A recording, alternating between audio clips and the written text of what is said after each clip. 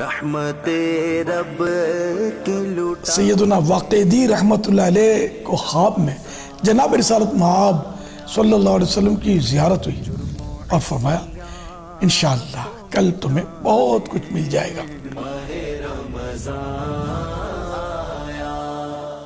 رمضان مبارک آنے والا تھا اور حضرت واقعی رحمت اللہ علیہ کے پاس کچھ نہ تھا۔ آپ نے اپنے علوی دوست کی طرف یہ تحریری میسج بھیجا، رمضان شریف کا مہینہ آنے والا ہے اور میرے پاس خرچ کے لیے کچھ نہیں، مجھے قرض حسنہ کے طور پر 1000 درہم بھیج دیجئے۔ چنانچہ اس علوی نے 1000 درہم کی تھیلی بھیج دی۔ تھوڑی دیر کے بعد حضرت واقعی رحمت اللہ علیہ کے ایک دوست کا تحریری پیغام حضرت واقعی رحمت اللہ علیہ کی طرف آ گیا، رمضان شریف کے مہینے میں خرچ کے لیے مجھے 1000 درہم کی ضرورت ہے۔ حضرت واقعی رحمت اللہ علیہ نے وہی تھیلی وہاں بھیج دی۔ دوسرے دن وہی علوی دوست جن سے حضرت واقعی رحمت اللہ علیہ نے قرض لیا تھا اور وہ دوسرے دوست جنہوں نے حضرت واقعی سے قرض لیا تھا، دونوں حضرت واقعی کے گھر آئے۔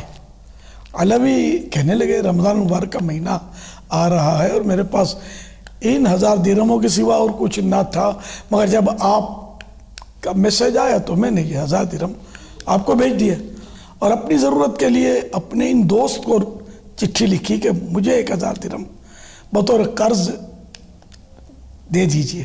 انہوں نے وہی تھیلی جو میں نے آپ کو بھیجی تھی مجھے بھیج دی۔ تو پتہ یہ چلا کہ آپ نے مجھ سے قرض مانگا، میں نے اپنے ان دوست سے قرض مانگا، انہوں نے آپ سے مانگا، اور جو تھیلی میں نے آپ کو بھیجی وہ آپ نے اسے بھیج دی اور اس نے وہی تھیلی مجھے بھیج دی۔ پھر ان تینوں حضرات نے اتفاق رائے سے اس رقم کے 3 حصے کر کے آپس میں تقسیم کر لیے۔ اسی رات حضرت سیدنا واقعی رحمت اللہ علیہ کو خواب میں جناب رسالت مآب صلی اللہ علیہ وسلم کی زیارت ہوئی اور فرمایا انشاءاللہ کل تمہیں بہت کچھ مل جائے گا۔ چنانچہ غیب جاننے والے پیارے پیارے آقا صلی اللہ علیہ وسلم کے فرمان کا یوں مطلب اظہار ہوا کہ دوسرے دن امیر یحییٰ برمکی نے سیدنا واقعی رحمت اللہ علیہ کو بلا کر پوچھا، میں نے رات خواب میں آپ کو پریشان دیکھا ہے، کیا بات ہے؟ حضرت سیدنا واقعی رحمت اللہ علیہ نے سارا واقعہ سنا دیا۔ تو یحییٰ برمکی رحمت اللہ علیہ نے کہا میں یہ نہیں کہہ سکتا کہ آپ تینوں میں سے زیادہ سخی کون، آپ تینوں ہی سخی اور واجب الاحترام ہیں۔ پھر اس نے 30,000 درہم حضرت واقعی رحمت اللہ علیہ کو اور 20,000 ان دونوں کو پیش کیے اور حضرت واقعی رحمت اللہ علیہ کو قاضی نے جج بھی مقرر کر دیا۔ اللہ رب العزت کی ان پر رحمت ہو اور ان کے صدقے ہماری بے حساب مغفرت ہو۔ تو دیکھا آپ نے کہ سخاوت، انہیں اپنی ضرورت اپنے دوست کو، ضرورت کی چیز دوست کو دے دی، انہوں نے اپنی ضرورت کی چیز اپنے دوسرے دوست کو دے دی۔ تو دوست وہی ہوتا ہے کہ جو وقت پر کام آئے۔ آج کل مفاد پرستی کا دور ہے اور بڑا نازک دور ہے۔ اگر آپ کے پاس دولت ہے، آپ کے پاس دوست بہت، جس دن دولت رخصت تو اس دروازے سے گئی تو اس دروازے سے دوست پلٹ گئے۔ آج کل کے دوستوں جنرل بات کر رہا ہوں، ایسا نہیں کہ وفا بالکل ختم ہو گئی، لیکن بہت کمی آ گئی ہے۔ تو دوست کسی کو بنائے بھی تو آدمی سوچ سمجھ کر بنائے، یہ بھی تو خطرہ ہوتا ہے نا کہ دوست پیسے پھینکے اور ایمان لے لے۔ آج کل ایسے بھی دوست ہوتے ہیں، جی ہاں، تو بڑا نازک دور ہے۔ سونا جنگل رات اندھیری چھائی بدلی کالی ہے، جاگتے رہیو سونے والو چوروں کی رکھوالی ہے، آنکھ سے کاجل صاف چرا لیں یہاں وہ چور بلا کے ہیں، تیری گٹھڑی تاکی ہے اور تو نے نیند نکالی ہے۔ شہد دکھائے زہر پلائے قاتل لائن شوہر کش، اس مردار پہ کیا للچایا دنیا دیکھی بھالی ہے۔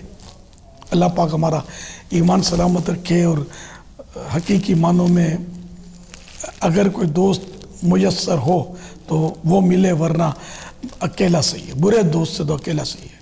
عارف باللہ مولانا جلال الدین رومی رحمۃ اللہ علیہ فرماتے ہیں مارے بد تنہا ہمیں بر جاں زنت یار بد بر دین و بر ایمان زنت، یعنی برا سانپ صرف جان لیتا ہے جبکہ برا دوست دین و ایمان لے لیتا ہے، تو یوں برے کی دوستی بری ہے۔